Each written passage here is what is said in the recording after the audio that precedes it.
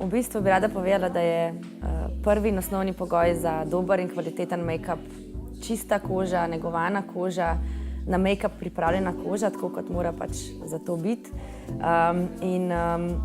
Kadar ni tako, kadar recimo se na stol k meni usede stranka, ki pač nima recimo kože, s katero se bi tako, kot je potrebno, tudi ukvarjala, potem tudi jaz nekako ne moram biti 100% zadovoljna s končnim rezultatom, z videzom, ki smo ga dosegli z ličili.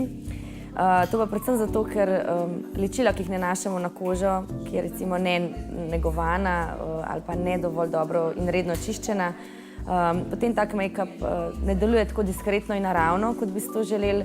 Podlaga, pudri se ne usedejo, ne povežejo s kožo na tak način, da bi delovalo pač naravno in diskretno.